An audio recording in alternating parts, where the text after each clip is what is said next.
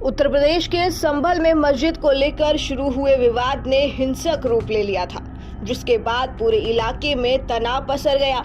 यह विवाद संभल की शाही जामा मस्जिद के सर्वे को लेकर हो रहा है। दरअसल हिंदू पक्ष का दावा है कि एक मंदिर को तोड़कर इस मस्जिद को बनाया गया था। हिंदू पक्ष मस्जिद को हरिहर मंदिर बता रहे हैं। इससे पहले कुछ इसी तरह का दावा वाराणसी की ज्ञानव्यापी मस्जिद, मथुरा के शाही ईदगाह और मध्य प्रदेश के धार के कमाल मौला मस्जिद को लेकर भी किया जा चुका है। किसी धार्मिक स्थान के धार्मिक स्वरूप को बदलने के लिए 1991 का प्लेस ऑफ वर्शिप एक्ट रोकता है। आइए जानते हैं कि इसे पूरे विवाद का कानून पहलू क्या है।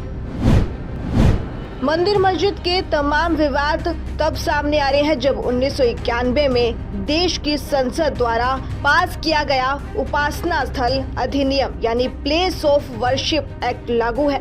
असल में ये कानून कहता है कि किसी भी पूजा स्थल का जो स्वरूप 15 अगस्त 1947 को था, उसे और उसके धार्मिक स्वभाव और धार्मिक पहचान को वैसे ही बनाए रखा जाए।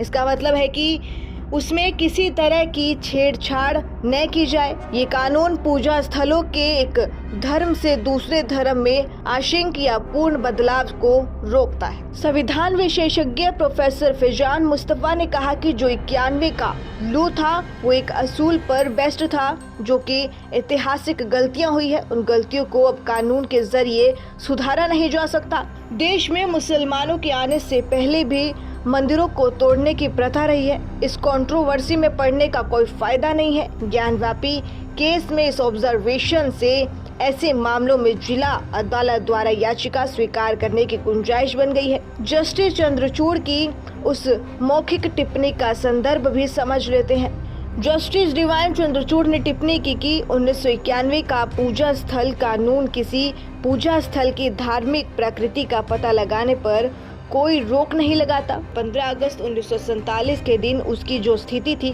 उससे बदलने की मंशा न हो। 1991 की कानून की ये व्याख्या अयोध्या फैसले में ही जस्टिस चंद्रचूड़ के रुख से काफी अलग रही। बस इसी टिप्पणी से विवादों का पिटारा खुल गया। प्रोफेसर फैजान मुस्तफा ने कहा कि बस यही गलती हो गई कि मैंने फ्लड गेट खोल दिए। इसी के बाद पूजा स्थलों से जुड़े ऐसे ही कई और याचिकाओं पर जिला अदालतों द्वारा विचार का दरवाजा खुल गया। मथुरा में कृष्ण जन्मभूमि शाही ईदगाह विवाद पर दायर याचिकाओं को लेकर इलाहाबाद हाई कोर्ट ने भी यही तर्क दिया। सितंबर 2022 में सुप्रीम कोर्ट के तत्कालीन चीफ जस्टिस यूयू ललित ने इन याचिकाओं पर केंद्र सरकार को 2 हफ्ते के अंदर जवाब दाखिल करने को कहा था, लेकिन 2 साल से ज्यादा हो गए, अभी तक कोई हलफनामा दायर नहीं हुआ। फिलहाल आज की जानकारी में बस इतना ही। ऐसी ही तमाम जानकारी पाने के लिए जुड़े रहिए केशव टाइम्स पर।